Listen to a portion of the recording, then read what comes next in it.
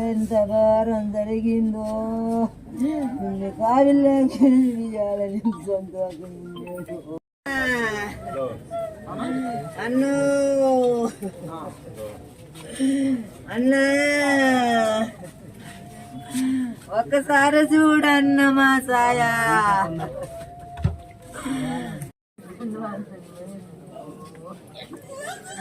అన్నా అన్నా అయ్యా నాయలు ఎంత బతుకుతురమ్మ నాయ అన్నలేదే. అన్నా అన్నా అన్నా అల్లుడు పిచ్చోళ్ళయ్యా, నా అల్లుడు పిచ్చోళ్ళయ్యా.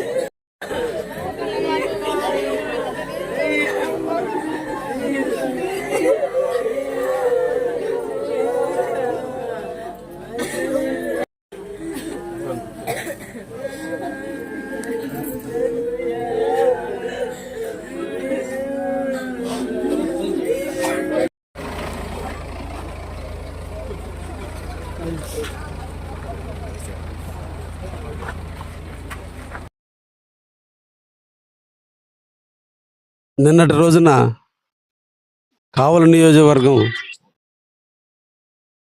ఒక మంచి నలుగురు వ్యక్తుల్ని కోల్పోవడం జరిగింది.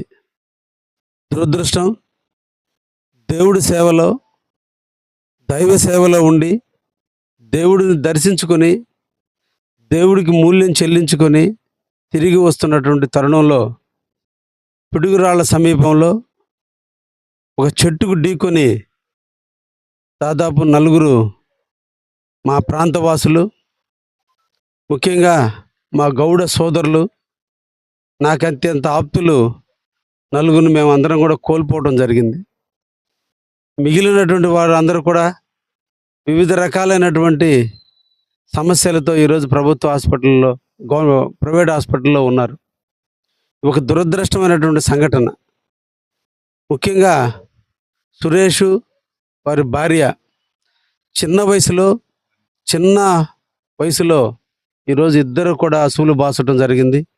ఇద్దరు చిన్న పిల్లల్ని బాగా పెంచుకుంటున్న తరుణంలో, వారికి మంచి విద్యాబుద్ధులు నేర్పే తరుణంలో దేవుడు తల్లిదండ్రులను ఇద్దరిని తీసుకెళ్ళటం, ఆ ఇంట విషాదాన్ని నింపటం, ఆ పిల్లల జీవితాల్లో చీకటిని ఏర్పడటం ఈరోజు నిజంగా ఒక దైవ చింతనలో ఉన్నటువంటి వ్యక్తులకి ఈ విధంగా జరగడం చాలా బాధాకరమైనటువంటి విషయం.